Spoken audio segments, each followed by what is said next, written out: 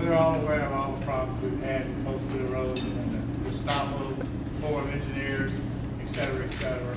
The question is, with Hurricane Sandy traveling up the East Coast, giving those people in New Jersey and New York and other places a taste of what we've been going through for decades. Yes.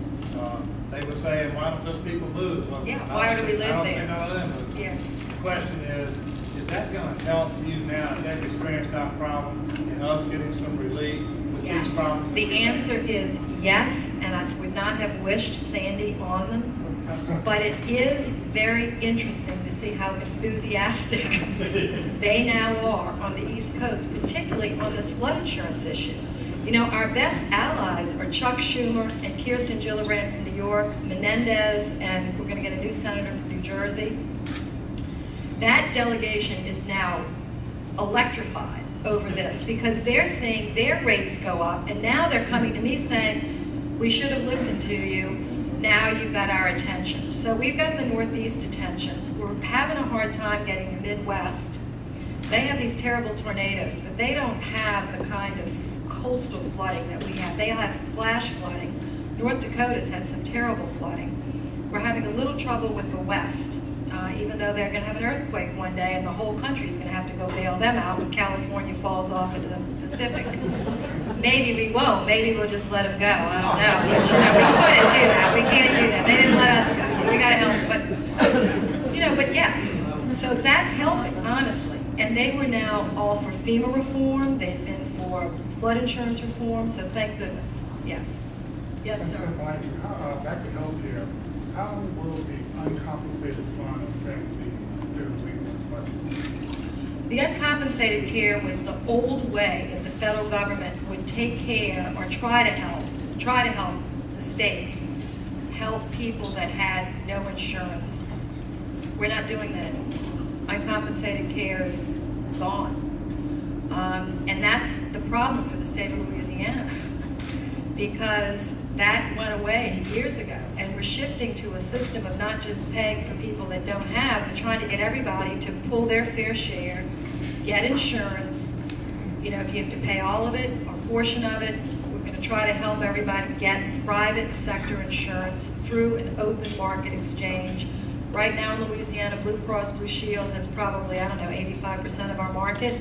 The idea is to get about 10 or 12 competitive insurers so that there's more competition in the marketplace, and a small business can actually go to a marketplace and not just be held hostage and say, well, I'm sorry, you got to pay $5,000 a month, your deductible's going to be real high, and if anyone in your business gets sick or a child is born, let's say with Down syndrome, I got to cut everybody off. That's how it used to work. It's not going to work that way anymore. A child is born with Down syndrome, if you're a business owner and that's your child or it belongs to your secretary, they will not be able to take your insurance away. But the way we can make that work is by making sure that everyone has it. That's why the insurance companies supported this bill, amazingly. That's why the hospitals supported the bill. They're tired of people showing up with no means to pay. They need people to either be on Medicare, Medicaid, or private insurance. Now, lots of people like Medicare, and I understand, we're getting ready to go on it soon. My husband, who's older than I am, which I'll say hello to Frank Snelling, he's going to be on it before I do. He can tell me how it's going to work.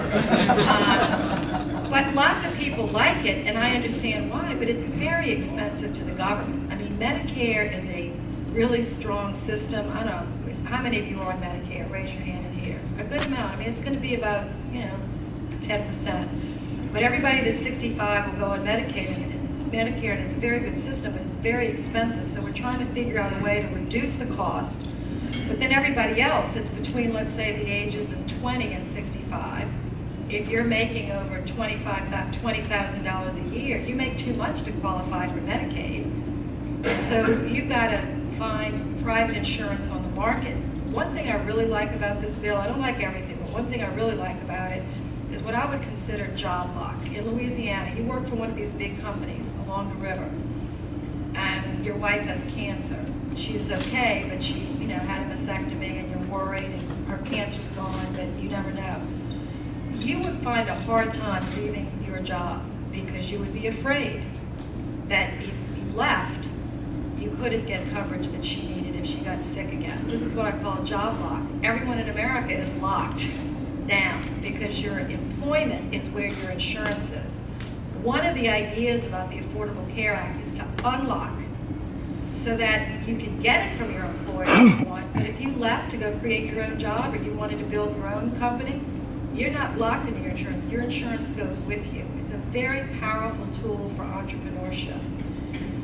So a lot of that is not understood because there's so much bad information out there, and then our state is just not participating, so you don't hear any of this. But if you go on the internet and you look at what's happening in Arizona, where there's a Republican governor, Jan Brewer, who did not support Affordable Care Act, but is trying to get her exchange open and is trying to expand Medicaid because she knows for the people of Arizona it's the right thing to do now that the fight's over. You know, we had a fight. It's over.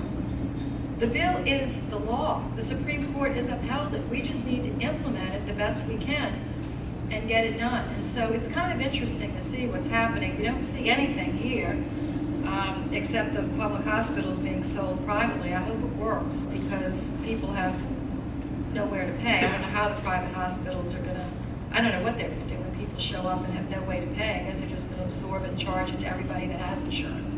That's what's going to happen. Go ahead. Can you stand up? I can't hear you. I'm sorry. I dabbled a little bit in the tax business. Yeah. And I understood that it was going to be collected through your 1040 at the end of the year. What collected? It was my understanding that this Affordable Care Act would be handled through the IRS. Is that something that's not, or is that something that I just heard on CNN? Or? No, the IRS has a lot of problems in handling this. This is being handled, no, they have a lot of problems. This is being handled by CMS, which is the health care, and it's really not being handled. The base of the Affordable Care Act is private. It's private insurance. It's not government insurance. It's private insurance. The marketplaces are being created by the government, by the states, but it's just a marketplace. It's like building a virtual shopping center. So a consumer can go in and look at all the shops and decide, do I want to buy my dress from this or here or here? The prices are on the dress. You'll know what you're buying. You buy what you want. That's the idea. It's not something that you're going to get through your, now, you might be talking about a tax credit. If you're a self-employed person, if you're a dentist or something like that, and you only employ yourself, for 2 years, we couldn't afford to do it the third year, but I've helped to do this.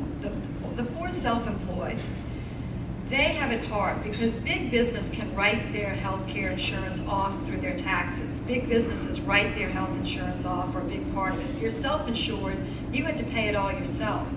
So for 2 years, we were able to let all the doctors, lawyers, you know, if you're an independent trash person or a janitor or something, you work for yourself, you could write your insurance off through your taxes. But we couldn't afford to do that more than 2 years, but hopefully we can get back to that because it's a very good benefit.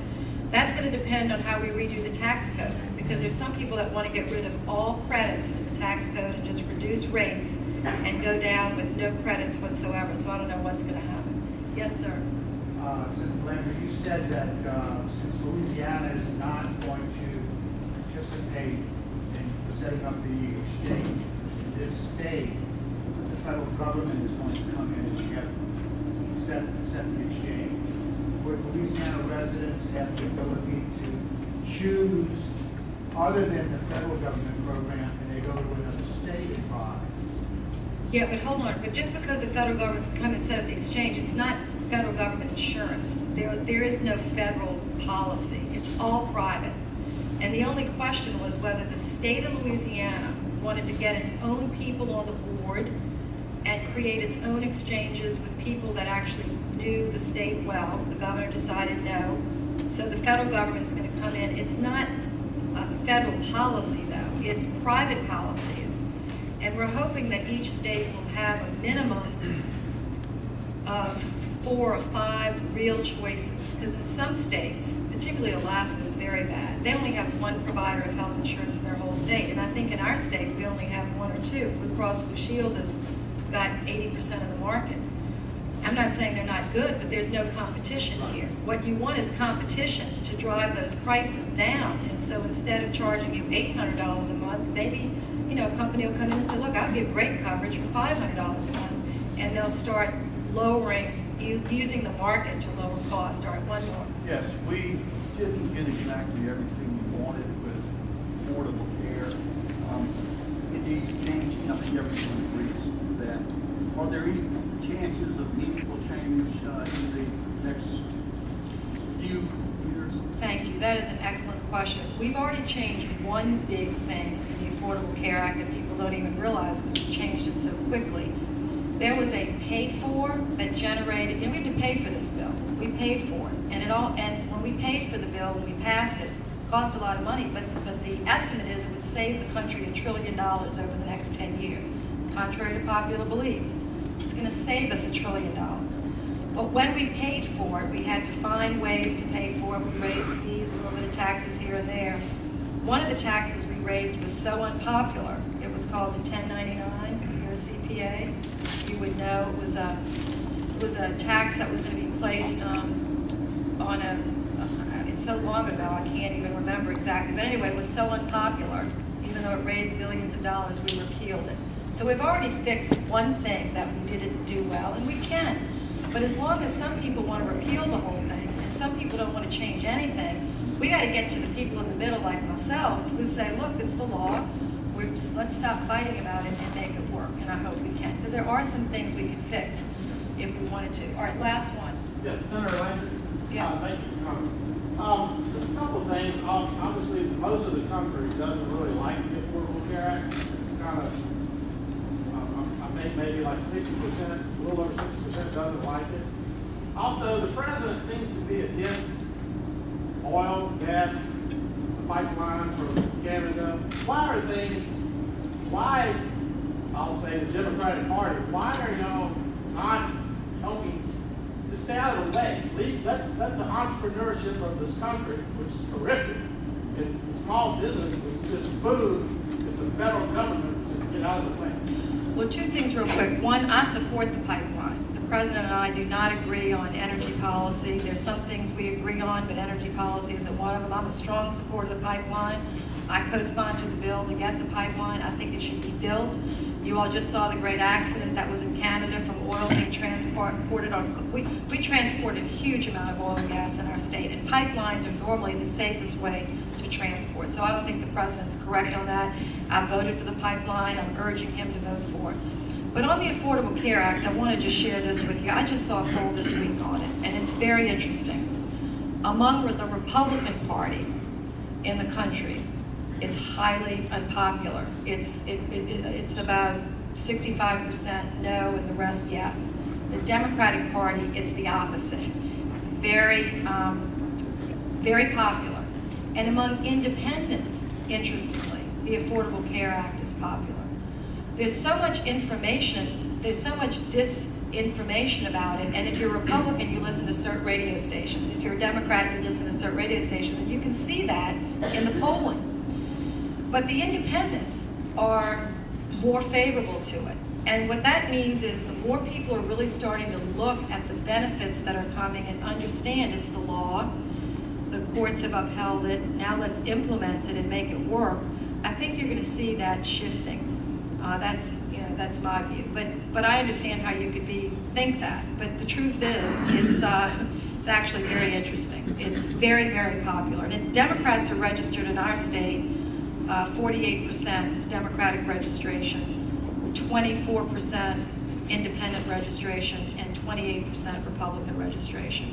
So when you poll it and you ask, they identify by likely voter and party, it's very popular among Democrats, popular among independents, and not popular among Republicans. All right, thank you all very much. Appreciate it.